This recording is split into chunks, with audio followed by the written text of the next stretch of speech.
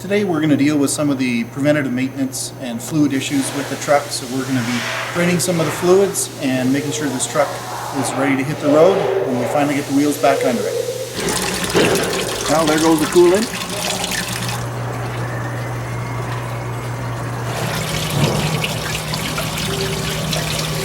Kim's going to try to take off that noisy compressor next. Oh!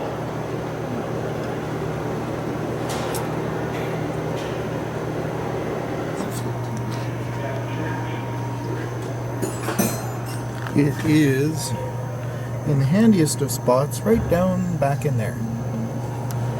That's the best way of putting it, it's not the handiest of spots. I mentioned to you earlier about how tough this box liner material really is. I thought I would show you. We've been working around this truck and leaning over the frame rails and putting tools on top of it. We even saw in the last video that we've been putting a jack right on top of the frame to jack the sleeper up. I thought I would show you a close-up of just how well this material really holds up. Let's zoom around here. And if we look at that frame rail nice and close, you'll see we've had all kinds of tools resting on that. Like I said, we've been leaning over it, a little bit dusty and dirty there, but around the wheel, even getting right up near the frame. Now let me look at this spot. Oh, that's just grease. Whoops. So nothing has gotten through that frame. Now that's just dust. But even look at where that jack was standing. Pretty tough stuff. Looks pretty good. Kevin's working on the air compressor in behind me, and we encountered a question. We weren't quite sure about how to achieve one of the tasks. We've never done the air compressor on one of these D16s before, so one thing I wanted to point out is the dealerships are often very, very helpful. So what we did is we made a phone call to James over at Nortrucks Volvo in Calgary here, and James emailed us the how-to sheets.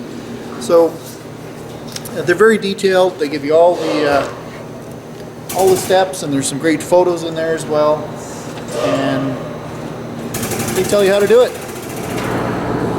Another note about changing out the compressor, of course, when we remove the compressor, there's coolant lines that run through it. So that was the primary reason we first dropped the fluid on the truck. Now, we do know that the fluid was not very old, it had been replaced a little while ago. Also, when we did a test on it, it looked to be very good. But now that you look at it, you have the fluid in the drain pan underneath the truck. We're actually going to put new coolant into the truck. It's not that expensive. We're going to need about 4 or 5 jugs of it, and at about, I think, about $20 a piece. It's a good maintenance task to have taken care of at this time. Kevin had a suggestion for you guys. One of the questions that he had was, there's a couple of fixed lines that are coming down right in front of the air compressor. And his question to Volvo, the reason that we went and got those instructions was how to deal with those lines. Their best practices said to actually take them right off. They go right up over top of the engine to the other side. And their concern was when you start pulling that compressor out past those lines, if you jiggle those too much or you jar them too much, you might cause problems. So that's the reason that Kevin's on the other side of the engine right now, is getting those lines out of the way. Hey, isn't it great to have the best practices from Volvo? It tells you the best way to do things.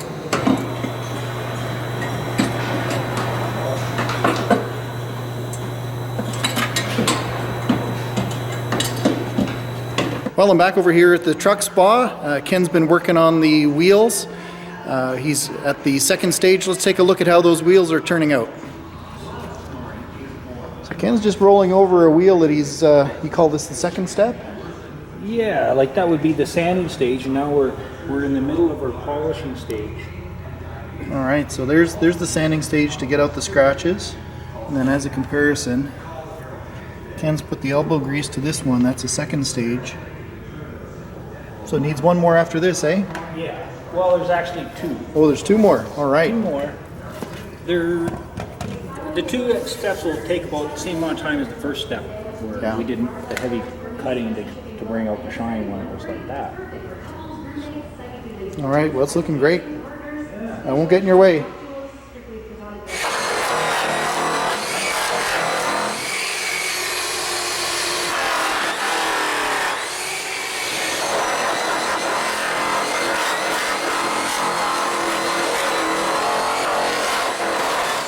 Here's Ken, the owner of the truck spa. He's taking care of our wheels for Jack's truck. And They look fantastic. Here, we can even show you Ken in the reflection. How's that? Nice looking wheels. So these have gone through, wow, those look gorgeous. 4 stages of polishing, you said?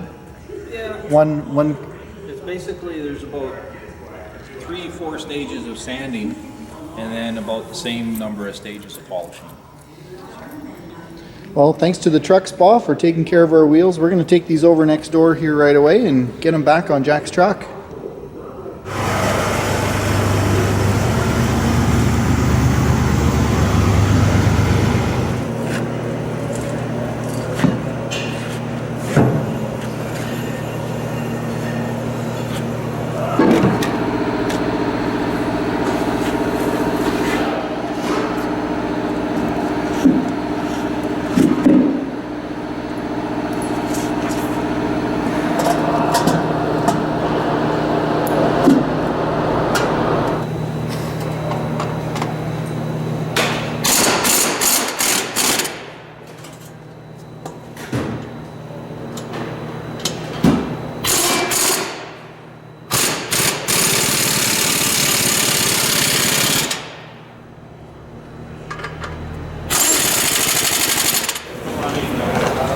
Kevin's going to get the truck back down on its wheels so that we can ultimately torque them.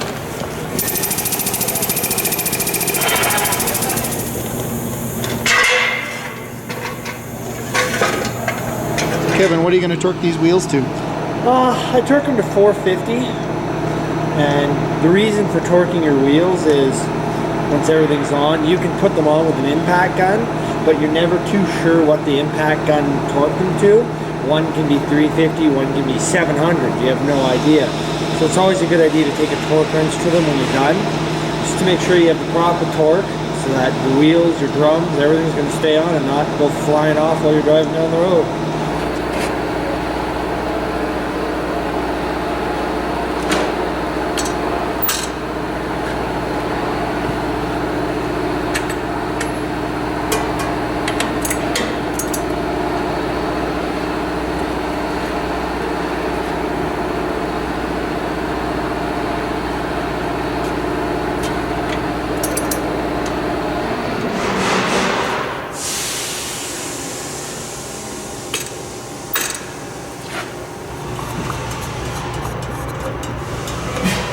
See, dear, I can do 2 things at the same time. I'm video recording and putting on hugger lugs. If you ever want to learn all the swear words available in a mechanic shop, watch them take out one of these air compressors from a Volvo D16. It's a lesson in language. That's what that is, right there. All right, using synthetic, we're going to change the rear end diff fluid next.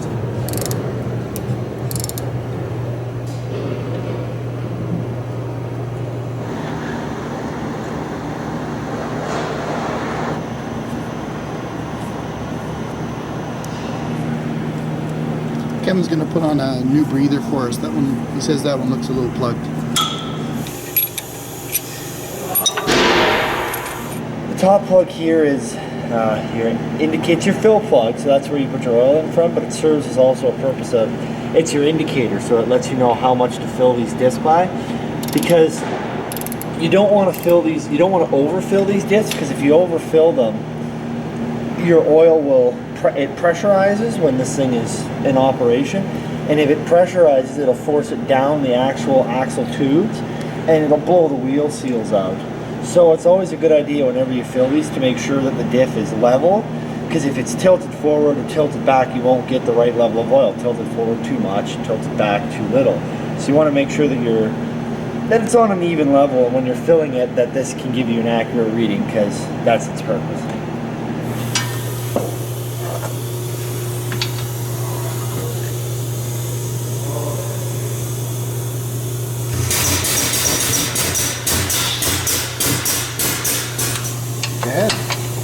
It's a good idea once in a while when you're filling these to stop filling them with oil and take a quick finger check in the fill hole to see where your oil level is. And the only reason for that is you don't want to be filling away and, you know, all of a sudden have the oil come out all over the place, because, you know, it makes a mess. It's a waste of oil and you're going to get soaked. So it's a good idea when you're doing it, just put in, you know, 6 liters, 6-7 liters. Just stick your finger in and just feel down, feel if it's getting close. If not, put it back in, put a couple more liters in, and just keep checking. Make sure you don't put too much in and spill it all over.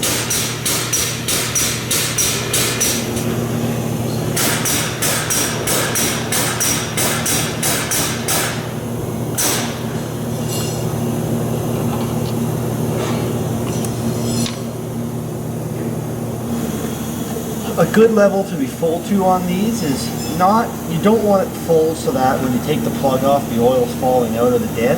You want it full to, when you remove the plug and you put your finger in, just a little bit down, and you should touch the top of the oil. So you want the oil level sitting right about here. Again, it keeps it so that the next guy that comes along, when he pulls this off, he doesn't have oil going everywhere. And it gives the diff enough oil to function, but not enough oil to blow the seals and make a mess of it.